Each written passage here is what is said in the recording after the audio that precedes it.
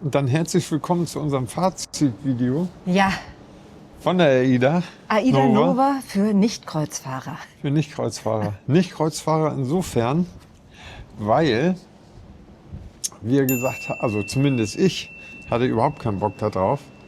Aber die Marion Ich hatte viel Lust drauf. hatte Bock und hat gebucht. Ja. Wie war das Buchen? Das Buchen war ganz easy, problemlos. Ich weiß gar nicht mehr, habe ich das über AIDA direkt gebucht? Es kann auch sein, dass ich das über Supercheck gebucht hatte. Klicken, dann kam von der AIDA eine Übersicht über die Reise, die Info, dass eine Zahlung in 2 Etappen zu erfolgen hat. Einmal eine Anzahlung, die innerhalb von 3 Wochen, glaube ich, fällig war. Und dann 4 oder 6 Wochen vor Reiseantritt nochmal der Restbetrag. Lief alles ganz problemlos, habe ich überwiesen in 2 Etappen. Ja. Und früher in diesem Jahr haben wir den Stefan und seine Frau Chris abgeholt vom Cruise Center Hamburg. Ja. Da kannten wir die noch nicht, aber wir waren so im Gespräch über Insta und haben gesagt, ach, dann holen wir euch mal ab. Und zwar YouTube-Kanal Stefan unterwegs, Grüße gehen raus. Ganz liebe Grüße an euch. Und die sind schuld, ne? Ja, nachdem wir die abgeholt hatten, habe ich mal so gegoogelt. Ich habe gesagt, was kostet eigentlich so eine Kreuzfahrt mit der AIDA?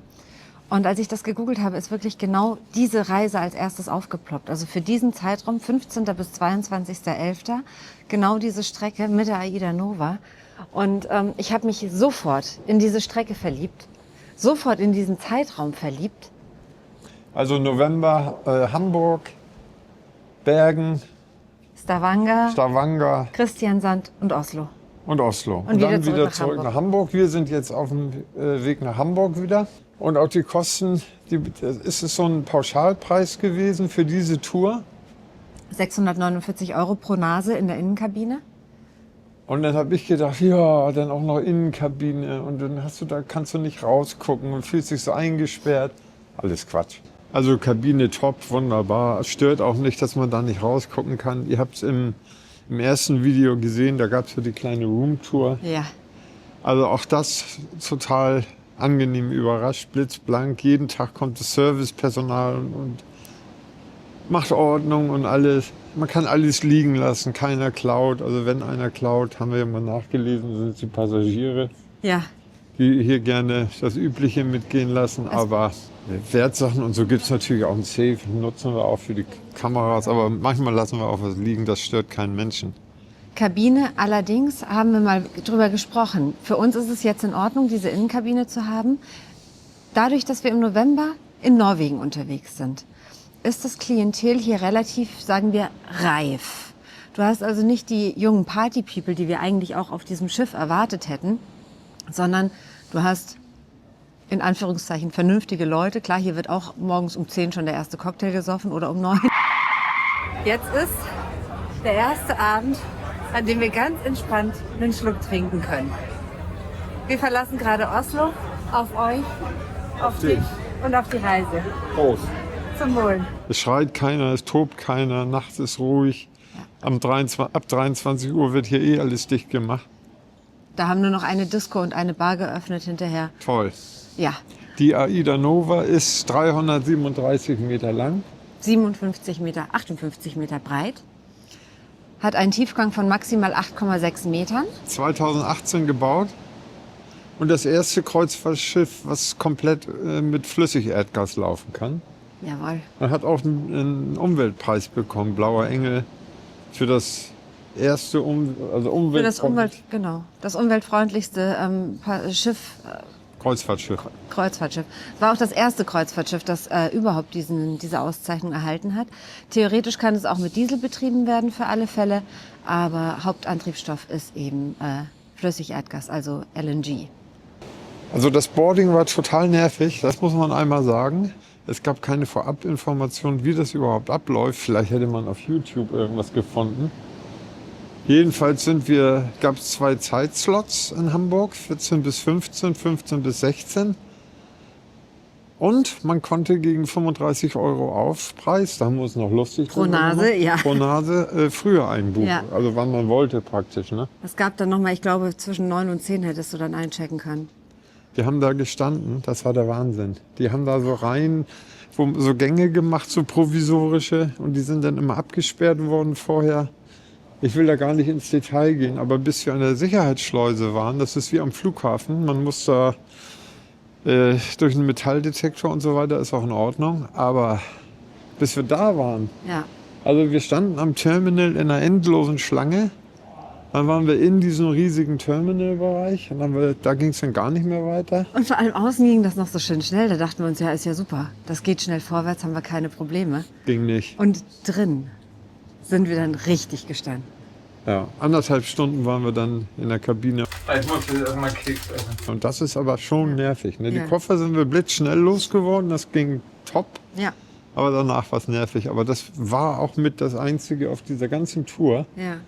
was nervig war. Ansonsten kann man sich hier nur in Superlative ergießen. Ich muss noch einmal kurz dazwischen grätschen. Ich glaube, was für uns auch so nervig war, war einfach, dass es unsere erste Kreuzfahrt war und wir auch die Abläufe nicht kannten. Das heißt, du stehst da, du wartest und du weißt gar nicht, was kommt eigentlich als nächstes, was kommt auf dich zu. Das hat das Ganze halt nochmal echt doppelt anstrengend gemacht.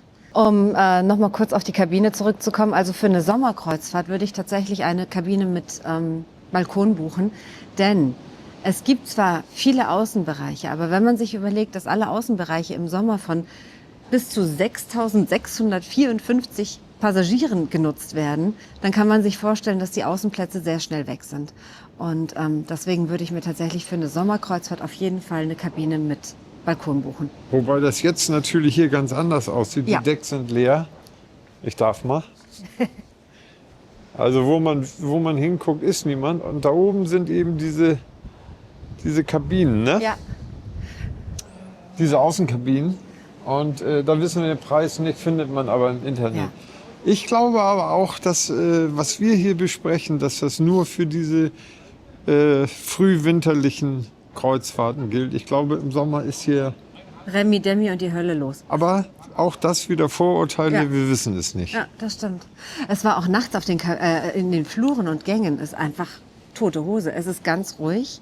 Wir waren auf Deck 12 oder sind noch auf Deck 12. Und wie man sieht, Deck 12 und danach kommt 14. Natürlich. 13 gibt's nicht. Motor brummt Man hört ein leichtes Herrlich. Motorsurren, aber es ist einfach ruhig. und schläft schon wie ein junger Gott hier. Ja. Wir haben hier 16 Bars. Und 18 Restaurants. Und wer sich hier Sorgen um Essen macht, der sollte sich um eine Diät sorgen, die er anschließend machen muss. Man kann hier essen.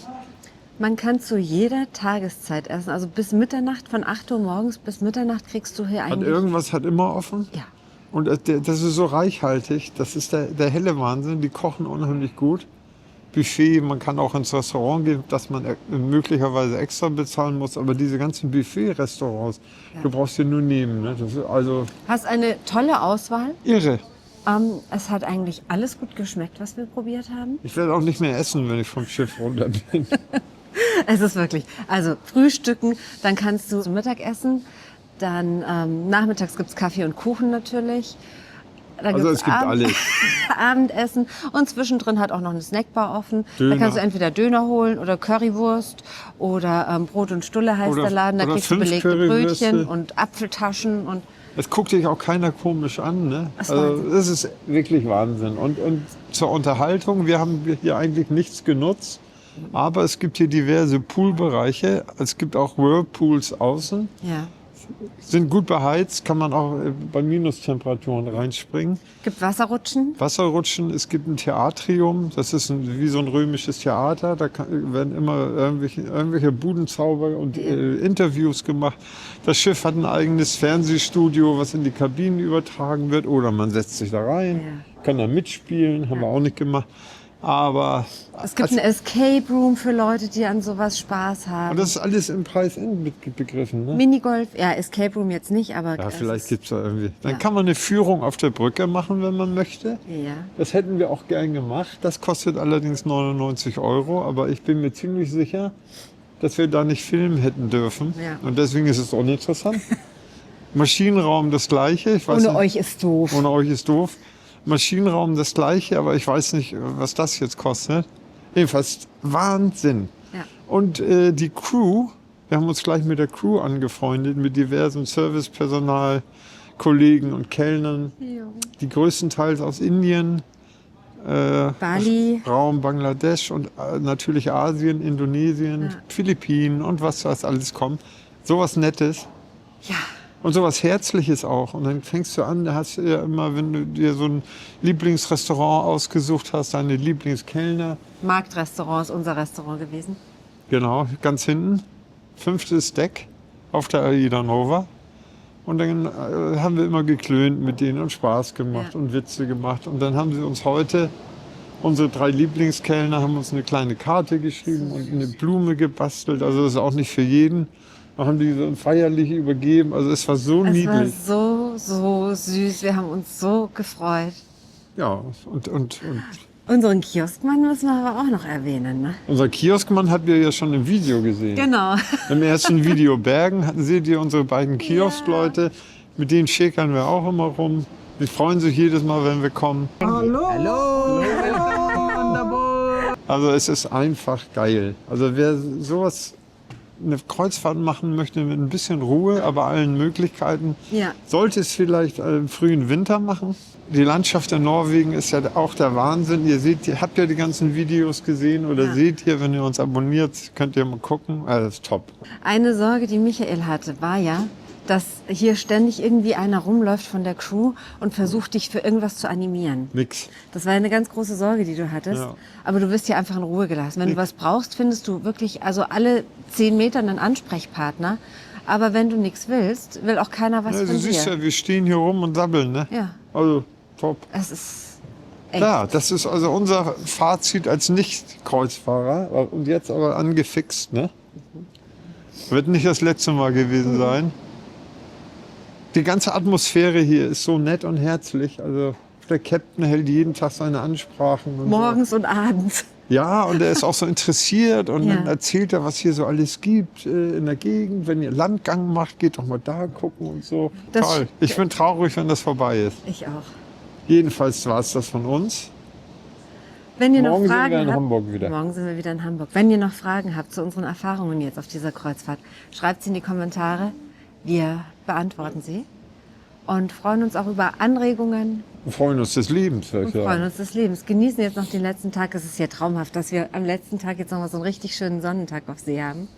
Ich werde mir nachher wahrscheinlich noch mal ein Buch schnappen und mich draußen in die Kälte setzen. Abo und Like nicht vergessen. Kostet euch nichts. Bedeutet uns die Welt. Und denkt dran, draußen ist das Leben.